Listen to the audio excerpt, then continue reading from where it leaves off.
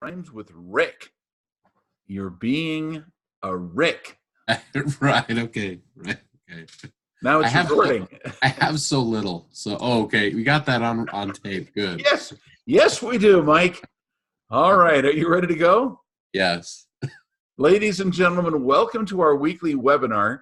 Uh, I think Mike is kind of cracking up because of some things that we were just talking about. Inappropriate jokes. Let's And, just call it like it is. and he's embarrassed, Well, you get to be my age, you just don't care It anymore. doesn't The matter filter's anymore. gone, Yeah. whatever.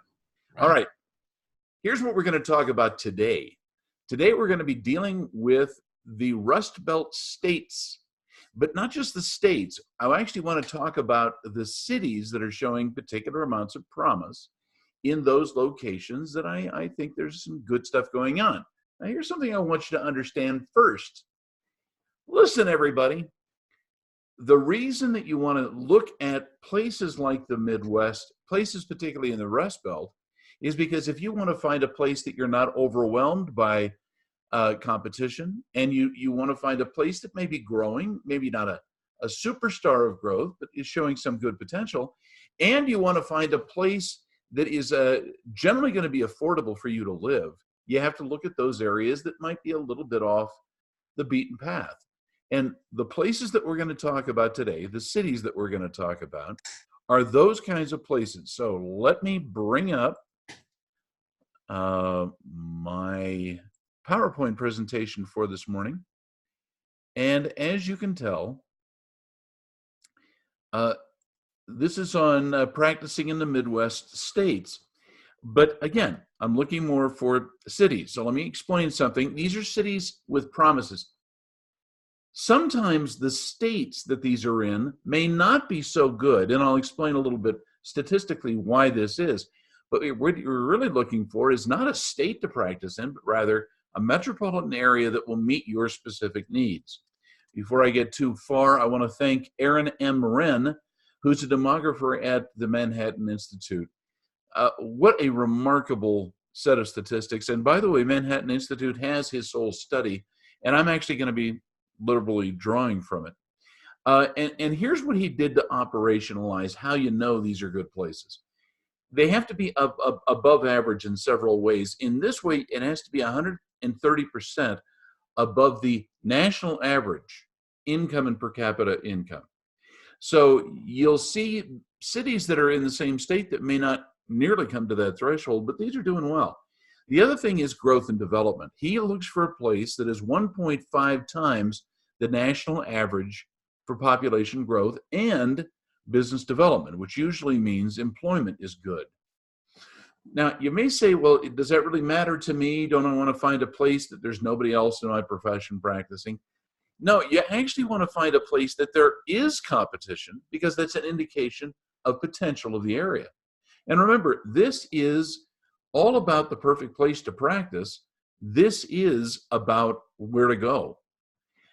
The other thing he looked for is consistency. Now, he's looking for basically the trend lines where the direction of growth and development are going over about an area of 9 or 10 years. So he goes back to the earlier census. So it's consistent, which is also important if you're going to be making an investment of your time and money. And the last thing is these are in traditionally Rust Belt states with one exception, and that's Kentucky. Now, the reason he included Kentucky is because he said, really, Kentucky is drawing on the same industries, same employment patterns, and it really fits the area better than those mid-Atlantic states that sometimes it's thrown in with. So let me keep going along. These, in fact, are the success story cities. You may want to write them down or reference this link. It also ultimately means Cincinnati is a good place.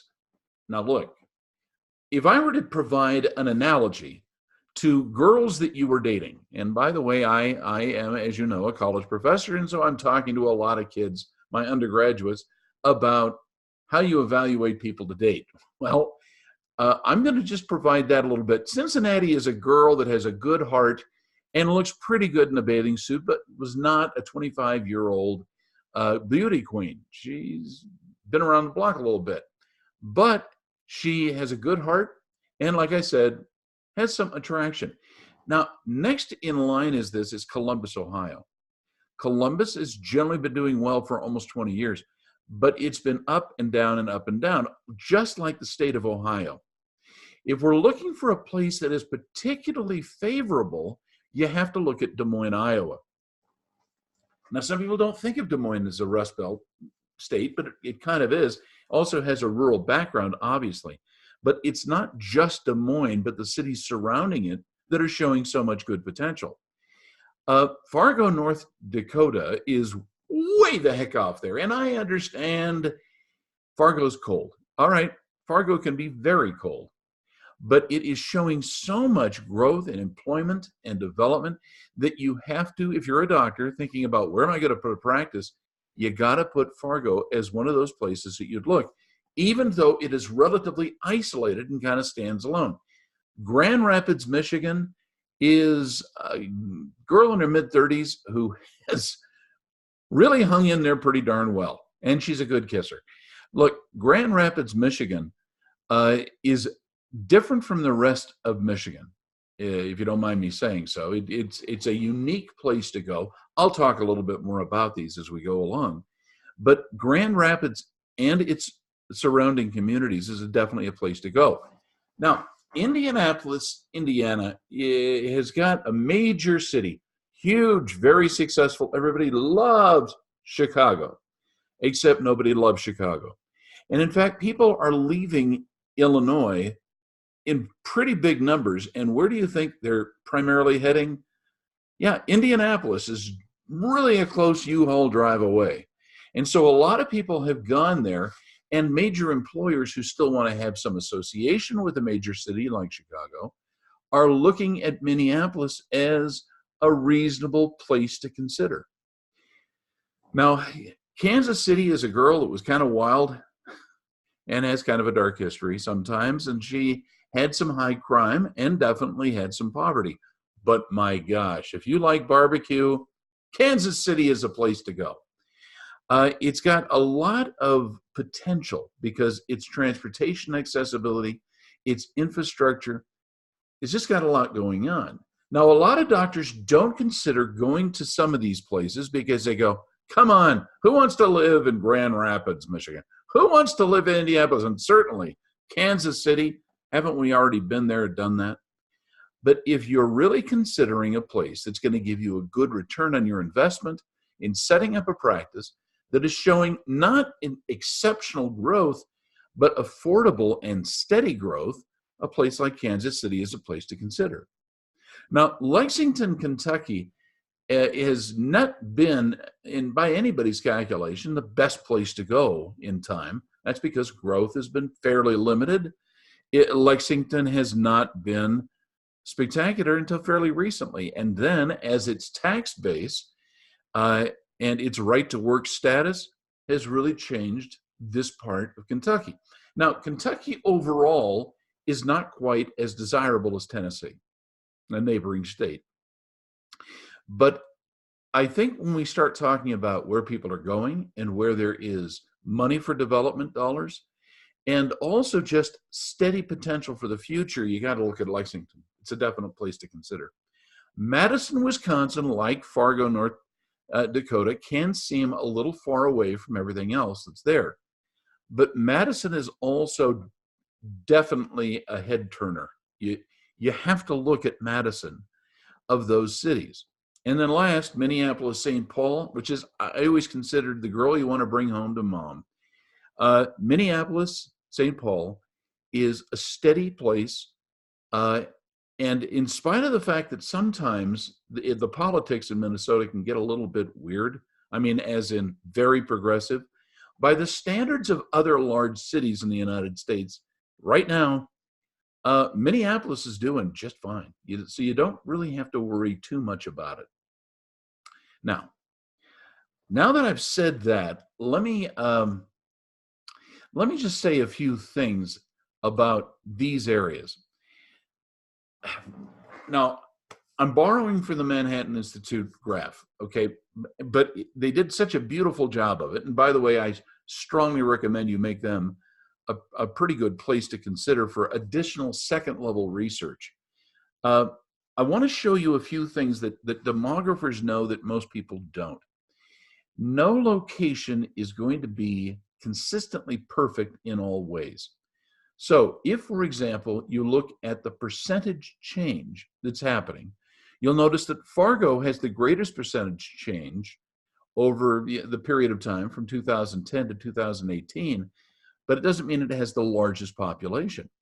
But whenever you have a small population that grows quickly, as Fargo has, and also Des Moines, by the way, the percentage of growth is good. Just don't fall in love with the idea that that's the only statistic that matters. It's just one very important one. Now, the reason I bring up growth is because if you are thinking about doing a startup practice, growth may be the statistic that is going to be most important to you. And second of all, it may be the cost of business, what the taxes are going to look like and property values. So when you're looking at a chart like this, you have to take into account, it's not the only statistic, but it is a good measurable thing. Now, right at the bottom, you're going to notice Cincinnati. Now, it's not that Cincinnati hasn't been growing, but it's been much more humble because it didn't start out very strongly to begin with. So Cincinnati, the inner city, I don't strongly like. The outskirts of Cincinnati, I think, are very good. And if you look at Kansas City and Grand Rapids, they're not on fire, but they're good places to consider because they're growth. But there are other statistics I want to show you as we go through here. Now, let's look at job growth. Now, Grand Rapids has had probably the best job growth that is within all these lists. Now, Columbus, as I mentioned, has been statistically strong, and so has Fargo. But Fargo sprang forward because it didn't start out in a very strong place to begin with. But if you look at the most spectacular growth, Grand Rapids and Columbus are definitely the places that have shown very high growth. But all of those cities that are on this list are looking pretty darn good, just to let you know. Now, other characteristics that we want to look at don't necessarily speak to their affluence or the jobs. It has to do with the character of the community. And sometimes, especially if you're thinking, I would like to have multiple offices in a place, you look for a place that has these kinds of characteristics. So let's talk about Cincinnati right at the top. It's the largest metro in the state, which means that if you're in Ohio, you kind of want to think, where's it going to go in the future? Now, it does have a fairly large population of over 1 million people. But it is not a state capital, so it doesn't have that income that would come through state finances. And it doesn't really have super spectacular flagship universities. Columbus, on the other hand, is certainly not the largest metro in the state, but it does have some of those other characteristics in terms of size, being a state capital, and a flagship university. That's more quality of life. So as you look at this, you'll note that there are some things that people who are thinking about moving businesses, particularly medical and dental practices, where do we go? These are some characteristics you kind of want to take into account. Now, Fargo, as you know, is the largest metropolitan area in North Dakota. It's not the only place to build a practice, but it is a pretty darn good one. But that's really all it's got. It's not a state capital, no big university. Its size isn't even that spectacular. So looking at this chart, what you're understanding is there are variables that you're going to have to say, this is important and this is not. Quick note on the state capital thing.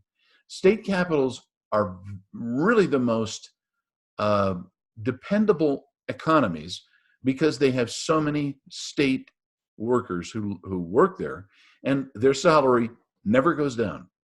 So, as I learned when I was living in Sacramento, California, it can be a pretty good place to go, even though it may have a little bit of scumminess to us and may not be as large or have a spectacular lifestyle as other places.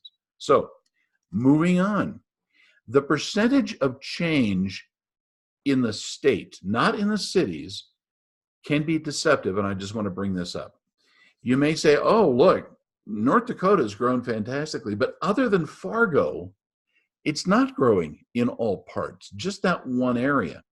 If you look at Minnesota, yeah, it's got pretty good growth. Yeah, it's great. But you have to be in Minneapolis, St. Paul to really experience that percent change. You'll also know that some of these places, like Michigan and Ohio, as a state, are really not burning down the barn. They're not doing that great. Now, the reason I'm bringing this up is because if you're trying to find the perfect place to practice, you want to go to a place that already has some population density, at least a part of the state that is showing significant growth. But beware of looking at an entire state as being the indicator of its potential. I know, doctors, that you're licensed based upon state, and that's fantastic. But you really are only going to practice on a local area, primarily on a city level, and that's why I bring all that up. So let's talk about the distribution of these locations, and even talk about some places that are not doing so well.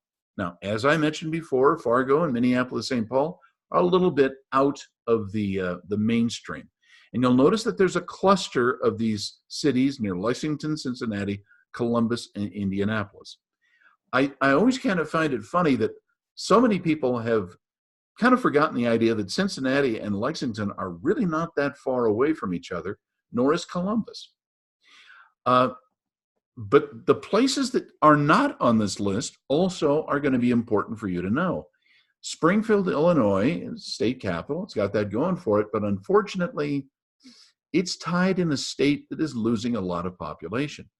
Chicago is not doing well. I mean, I'm not going to surprise anybody here. You already know the taxes are very high and property values are tough.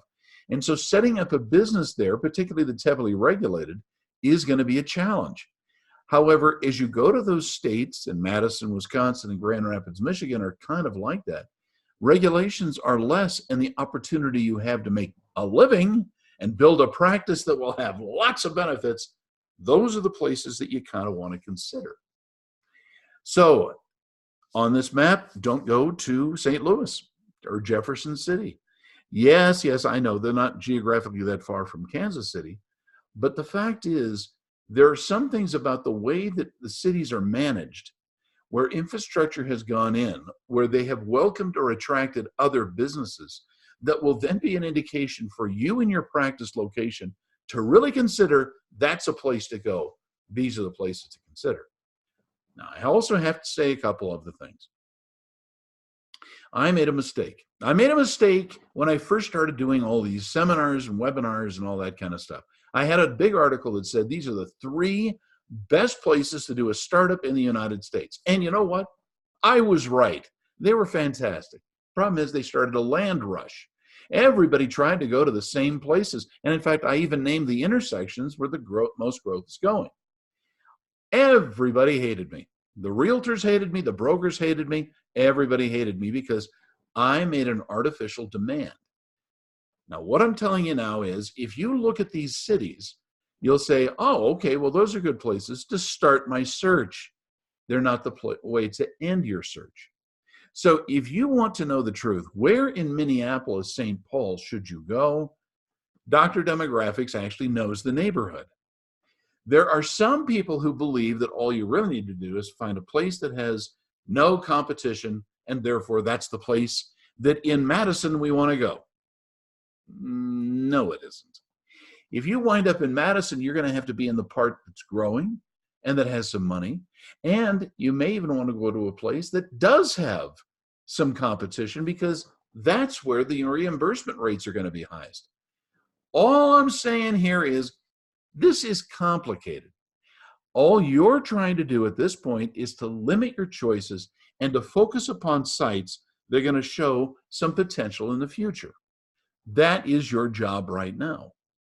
We can help you once you've identified the market you want to go to, what neighborhood to go to, whether it is a startup or whether you're looking at practices for purchase.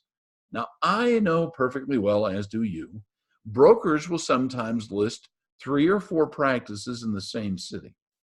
That doesn't mean that they all have the same potential, even though their production may, in theory, be good. I'm just telling you this.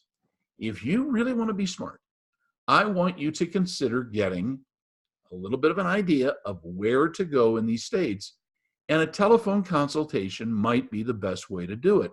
We can cover multiple cities and narrow it down and narrow it down, and it's not very expensive. So I want you to consider getting the telephone consultation as the next step. Then once you've got that, a best sites report will really tell you where within each of these markets you ought to consider, and we can get very close to looking at the actual street level. But you don't want to get a best sites report on a large area. You want to go with something that's reasonably small, and ideally within 1 or 2 counties, maybe even smaller, to find out the best place to practice. Now, let me just say this. I am running a special on telephone consultations in the month of December. To get that discount code, I want you to write to me. I'm not going to just put it up on the screen. I want you to write to me at info@Dr. Demographics, and I want you to say telephone consultation discount. It's not a very expensive service to begin with, but this is going to be one of the best discounts you're going to be getting for what it will allow you to do in narrowing the places that you might want to consider practicing.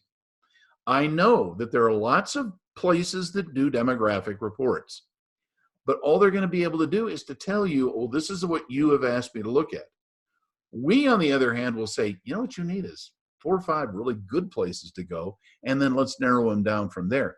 That is more effective to actually being able to open and run a practice. Now, Mike, do you have anything you'd like to add at this point?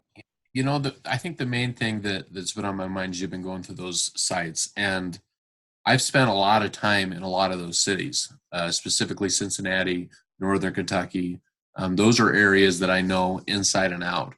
And it makes me really think, as you're talking about demographics, and you mentioned that, yeah, there are a lot of companies that provide demographics. I always go back to the notion of numbers are numbers are numbers. And yes, you can go get numbers. Numbers are not going, as a matter of fact, I was just having this conversation with the doctor yesterday. Numbers are not a guarantee for success or failure. And when we provide a report, we're providing not just the numbers, because they're important to know and they need to know them absolutely, and your bank needs to know them. But we're providing the analysis of what those numbers are going to mean today, what they meant 5 years ago, right, and what they're going to mean in 5 years from now. And on top of that, we're providing you, we're providing you specifically with, in the practice viability report, the marketing report, with key psychographic information. That is the difference, is when you understand how the psychographics influence those numbers and how that is going to determine your practice's rate of success or failure, you can make some really important strategic decisions, and it is what's going to put you in that top 15% of practices in your area.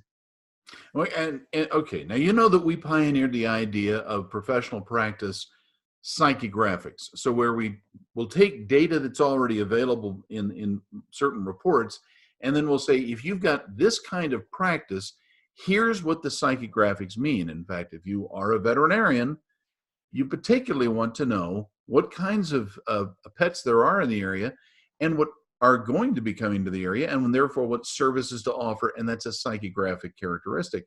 The same thing is true if you're a cardiologist or an optician or optometrist.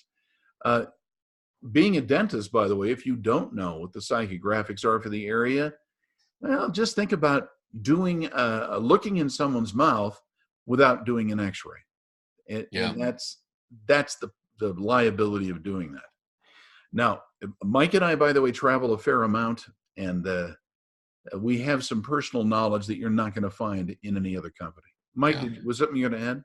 I have one other thought, and it's a little foreboding, and I don't mean to be foreboding, but when you're in, or when we're in a strong economic time like what we are right now, there is some you have a bit of a handicap to your golf game.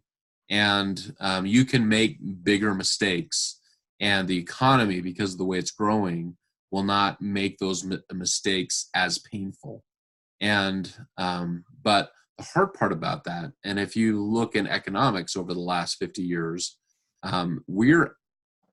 there's going to be the good times are not going to keep on rolling. And so some of you doctors, if your practice has been successful and you're like, well, I don't know how it's successful, it just seems to be successful, that's scary. That's a scary thing. And you need to be more intentional about the way that you are practicing and marketing that practice, because the economy is not going to play the safety pin very much longer. And so that is why this information is so critical, and the reason why many practices will dry up and go away when the economy is no longer trucking, and why some other practices become absolute rock stars during that time because they're doing it right. Yeah. Okay, and my last note is this. You guys, the telephone consultation right now is $225, and we have a discount on top of that. This is time with you and your significant other to discuss where to go and why.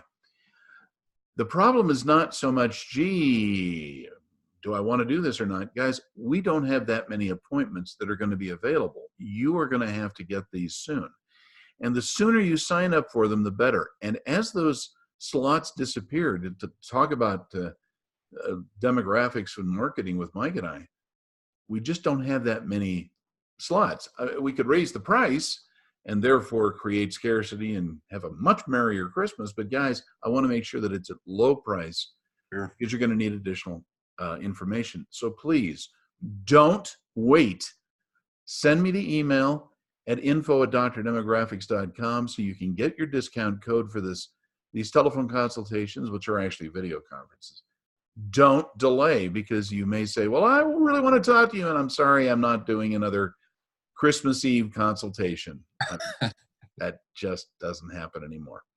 All right. Thank you very much, Mike. Thanks for your contribution. I appreciate you very much. And take care. Come visit us at drdemographics.com.